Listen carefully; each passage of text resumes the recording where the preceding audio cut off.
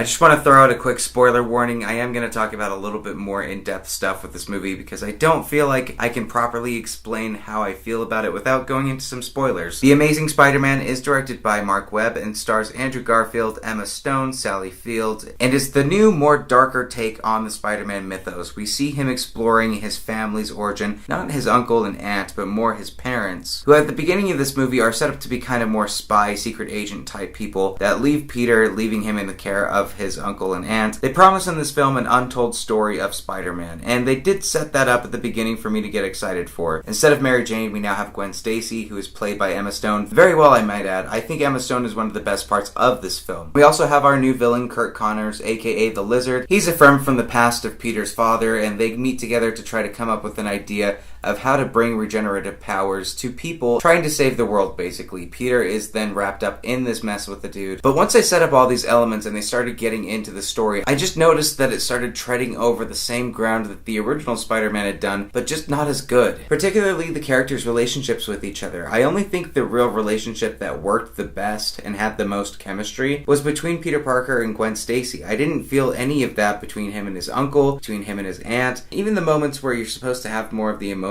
beats, like when Uncle Ben dies in this film. It's incredibly repetitive of the first Spider-Man, and I have to wonder why they would promote this being an untold story when they were just going to tread over the same points that were happening in the first one. With that aside, let's talk about Andrew Garfield as Peter Parker and Spider-Man. I think he did a great job as Spider-Man. I was still pretty surprised to see how great he was able to deliver his lines as Spider-Man, being able to give those one-liners, those quips when he's webbing up the dude up against the wall for the first time using his powers. It was all great, and I have no problems with him as Spider-Man. However, Peter Parker, he is not. This guy is not a nerd in the slightest. If anything, he's just a hipster that's a little bit nicer than most millennials. With Spider-Man, you have to nail the Peter Parker aspect, and you have to nail the Spider-Man aspect. And with Andrew Garfield, I don't think he really hit the mark for Peter Parker. Overall, though, I do love the chemistry between Peter Parker and Gwen Stacy. I think that was a welcome addition to this story. Mark Webb did a great job building that relationship and building the romance there. Really, the motivations of the villain